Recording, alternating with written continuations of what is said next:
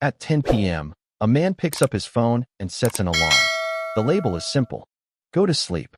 He puts the phone aside, turns off the light, makes a deal with himself. Tonight, he'll do better. Tomorrow starts here. Now picture what happens next. 90 minutes later, he's still awake, still scrolling, still telling himself, just one more. His face is lit by a screen. His thumb keeps moving almost automatically. One video becomes another. One post becomes 5. Before he realizes it, the night is disappearing. But that's not the weird part. People stay up late all the time. The weird part is that he saw it coming. He knew this might happen when he set the alarm. He knew it when he put the phone down. He knew it when he promised himself he'd stop. What other animal does that? What other creature can watch its own bad decision approaching from a distance, and then step directly into it anyway? Not ignorance. Awareness. Not surprise. Prediction. We procrastinate. We overthink. We fall back into habits we swore were finished. Again, and again, and again. Humans might be the only species on Earth capable of predicting their own mistakes before they make them. And if that's true, a bigger question appears. Why? At first glance, the whole thing feels backwards. Researchers estimate that one of the greatest advantages of the human brain is its ability to simulate the future, to spot danger before it arrives, to prepare before a crisis begins, to stand in today while mentally exploring tomorrow. That skill helped our ancestors survive droughts, harsh winters, migrations, and uncertainty. So why does the same ability seem to cause so much trouble? Why does a brain built for foresight generate anxiety? Why does a mind capable of planning also invent reasons not to act? Why does someone who knows the right decision still delay making it? Wait, maybe we've been staring at the wrong mystery. Maybe the mystery isn't why humans make mistakes. Every animal makes mistakes. A wolf misjudges a hunt. A bird lands on the wrong branch. A fish swims where it shouldn't. Mistakes are common. Prediction isn't. That's where things get strange. Humans can often see their mistakes before they happen. We imagine our future behavior. We warn ourselves. We negotiate with ourselves. Sometimes we even catch ourselves making the mistake while we're making it. And somehow it still happens. Because the human brain doesn't just predict storms, predators, or opportunities. It predicts itself. To understand how that became possible, we need to go back before cities, before agriculture, before recorded history. Back to a world where survival depended on what you did before you needed the result. Researchers estimate that somewhere between 1 and 2 million years ago, Homo erectus began displaying something unusual. Not faster reflexes, not sharper claws. Planning. Imagine living in a world with no stored food, no safety net, no guarantees. If you wanted a meal tomorrow, the preparation often started today. A hunt might require hours of preparation, sometimes days. A tool needed to be shaped before the animal appeared. Food needed to be saved before hunger arrived. A route needed to be chosen before the season changed. Fossil records suggest our ancestors were developing larger brains and increasingly sophisticated tools. But beneath those visible changes, something even more important was happening. For billions of years, life reacted to what was in front of it. Then a creature emerged that could mentally step outside the present. A creature that could visit tomorrow without moving an inch. That changed everything. Food could be stored. Hunts could be coordinated. Entire groups could prepare for conditions that hadn't arrived yet. 3 abilities. 1 breakthrough. The future. But every advantage comes attached to a cost. The moment a brain can imagine success, it can imagine failure.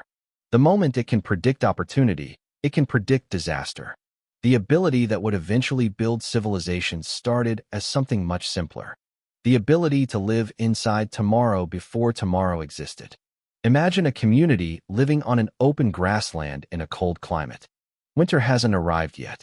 Food is still available. The air isn't unbearable. Nothing seems urgent. And yet they're already preparing. Gathering fuel. Preserving meat. Repairing hunting spears. Why? Because they're responding to something they cannot see. A future event. Most animals react when the environment changes. Humans learned to react before the environment changed. That sounds like a small difference. It wasn't. Researchers estimate that planning ahead dramatically expanded the environments humans could survive in. If you can imagine starvation, you don't have to wait for starvation. If you can predict freezing temperatures, you don't have to wait for freezing temperatures. If you can model danger, you don't have to wait for danger. That's the power of future simulation, a survival superpower. But hidden inside that superpower was a problem no one could have anticipated. Once a brain learns to generate future scenarios, it doesn't automatically stop after the useful ones. At first, the imagined future was closely tied to reality. Winter is coming. Food will become scarce. Prepare now. Clear. Practical. Effective. But over time, the system became more flexible, more powerful. The brain began asking questions with no immediate answer. What if the hunt fails? What if the herd never arrives? What if conditions get worse? Useful questions. Until they weren't. Because a machine capable of imagining one future can eventually imagine 10, or 50, or 100. Without realizing it, the hunter preparing for winter was discovering humanity's greatest strength, and the first shadow that came with it. Thousands of years later, humans pushed this ability even further. Across the Pacific Ocean, Polynesian navigators set out across vast stretches of open water, sometimes toward islands they had never actually seen. Think about how extraordinary that is. No satellite, no digital map, no guarantee waiting beyond the horizon. Only possibility. Their journeys depended on an unusual skill, the ability to carry an invisible future in the mind and act as though it already existed. Not certainty. Possibility. Not proof. Projection. Not knowledge. Imagination. The brain was doing something new. It wasn't merely predicting. It was exploring, experimenting, believing. Researchers who study traditional navigation have noted how experienced navigators built detailed mental models from stars, winds, ocean swells, and memory. The destination often existed in the mind long before it appeared in sight. That ability changed the course of human history. It enabled migration. It enabled discovery. It enabled expansion into worlds that had never been visited before. But the hidden trade-off remained. A brain capable of imagining possibilities doesn't automatically separate useful possibilities from frightening ones. The same mechanism creates both. An opportunity may be real. A disaster may be imagined. A destination may be real. A catastrophe may be imagined. The brain didn't evolve simply to predict outcomes. It evolved to generate possibilities. And possibilities have no natural limit. Now bring that ancient machinery into the modern world. Someone sits in front of an important email. The email is finished. The recipient is waiting. The whole thing could be sent in less than 2 minutes. Yet somehow an hour disappears. Then another. Then the task gets pushed to tomorrow. Why? Because the brain starts running simulations. What if they reject it? What if it sounds foolish? What if this creates a problem? Notice what's happening here. There is no predator nearby. No physical threat. No immediate danger. And yet the body responds as though something meaningful is on the line. Because the future is being rehearsed. Over and over. A possible rejection competes with a possible success. A possible embarrassment competes with a possible reward. Different futures begin pulling attention in different directions. And the remarkable thing is how seriously the brain takes those imagined futures. Sometimes seriously enough to create stress. Sometimes seriously enough to delay action. Sometimes seriously enough to stop action entirely. Wait. The hunter preparing for winter and the office worker avoiding an email are using the same evolutionary machinery. One version is helping a human survive. The other is getting trapped inside simulations. If you're still with me, hit subscribe, because what's happening next explains why your brain sometimes treats imagination as reality. The same brain that once protected us from future danger can also create danger out of the future itself. But before we go any further, there's an obvious question we have to deal with. Because if you've been listening carefully, you might be thinking, hold on, don't other animals plan ahead too? And the answer is yes. Researchers have observed crows hiding food and returning to it later. Chimpanzees have been seen carrying tools before they need them. Elephants can remember migration routes across huge distances, sometimes over periods that stretch for years. So planning clearly isn't unique to humans, which creates a problem. If planning alone explains self-sabotage, then why don't we see crows second-guessing themselves for an hour before hiding food? Why don't chimpanzees spend the night replaying imaginary failures? Why don't elephants lose sleep over routes they haven't traveled yet? Wait, maybe planning isn't the thing we're looking for. Maybe memory isn't enough. Maybe prediction isn't enough. Maybe preparation isn't enough. Because something else seems to be happening inside the human mind. Not simply planning for the future, negotiating between futures. And that distinction turns out to matter more than it first appears. The issue was never that humans can imagine tomorrow.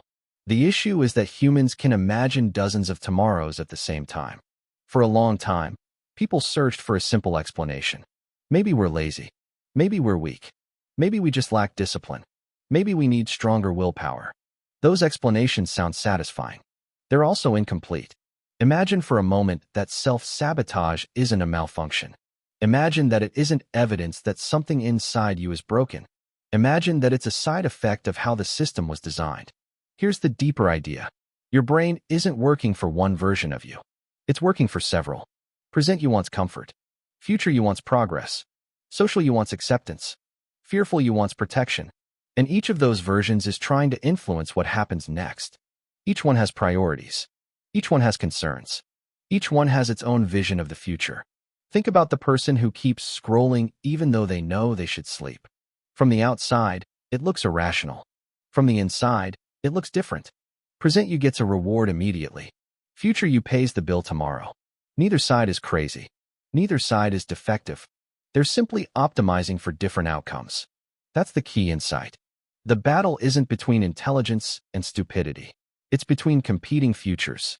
Suddenly, self-sabotage starts looking different. You know what to do. You know why it matters. You know what happens if you don't. And still, another version of you wins the argument. Not because you're unintelligent. Not because you lack awareness. Because multiple futures are competing for control at the same time. The human mind isn't a single voice speaking clearly.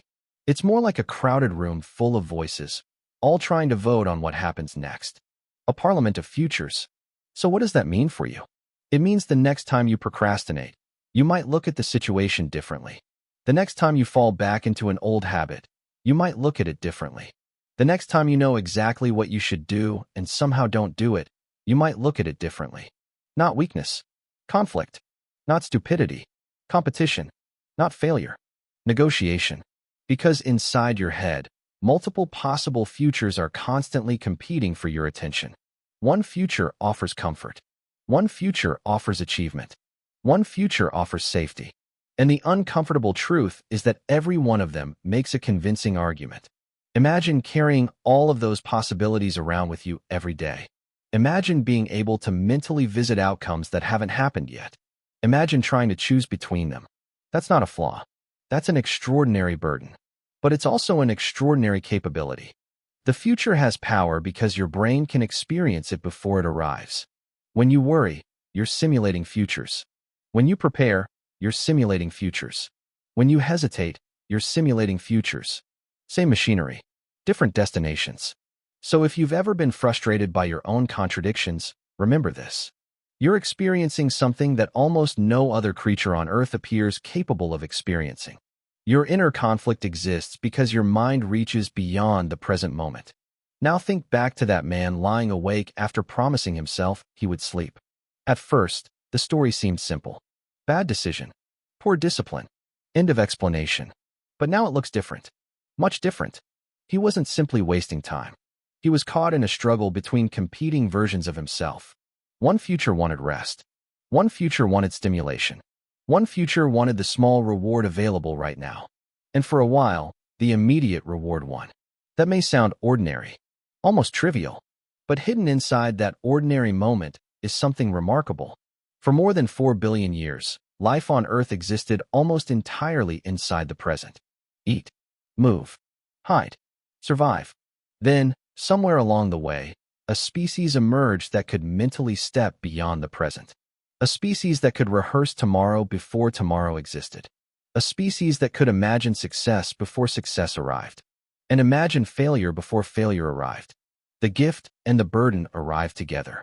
The ability to see beyond the present also created the possibility of becoming trapped beyond the present.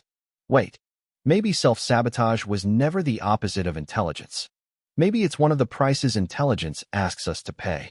Because consciousness isn't just awareness. It's the ability to live inside futures that haven't happened yet, and sometimes suffer because of them. The same mind that builds tomorrow can become afraid of tomorrow. That's the trade. That's the cost. That's the strange privilege of being human. We suffer from tomorrow because we can see it. Subscribe.